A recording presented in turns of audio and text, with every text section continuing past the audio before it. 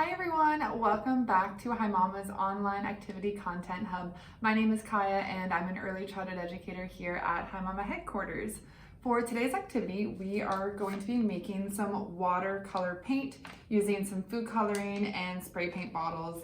This is a really fun activity to do if you're able to do it outside in a backyard or a driveway, even on a patio. It gets really messy and the kids love these types of activities.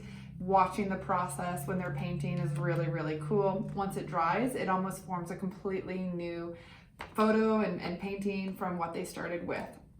So for this activity, all you're gonna need are some spray bottles, some food coloring, and some water, and some paper. If you have really large paper, that's great because then you can hang it up on like a fence or spread it out on a driveway and have your kids go nuts and spray it.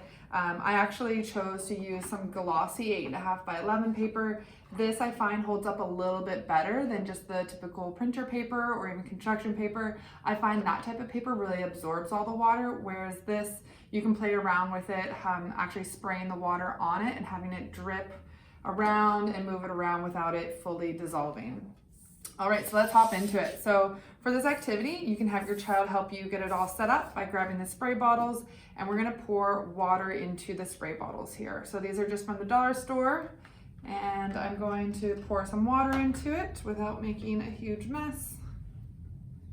And you wanna fill it up almost like to the top.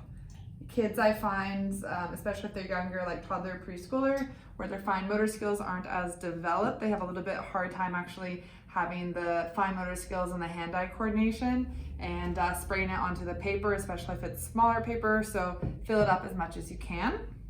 And then you can pick out your colors. I'm gonna go with the green here. I have my blue already. And you wanna actually add a lot of food coloring. Like I would say to a container of this size, like 8 or 9 drops. You want it really concentrated so it'll show up on the page. If it's a little bit too watered down, it might be a little bit too light.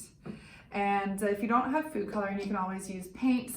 Just add like a couple tablespoons of paint, shake it up just so it's not all clumpy, and you'll get a similar effect. So you'll want to take this outside and spray it. Let's see if it shows up here.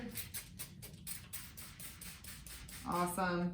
And again, like I said, with this glossy paper, you can have like the liquid go all around it. So let's do the blue. Amazing. So it's starting to show up some color here. We let that dry. It's gonna harden a little bit and it'll turn into something like this. So the more color your child adds, the deeper the color is gonna get. It's gonna look really nice. So really encourage them to use a lot of water. If you can, tape this down, let it be outside so it can fully dry in the sun overnight without any rain. It's gonna turn out something like this.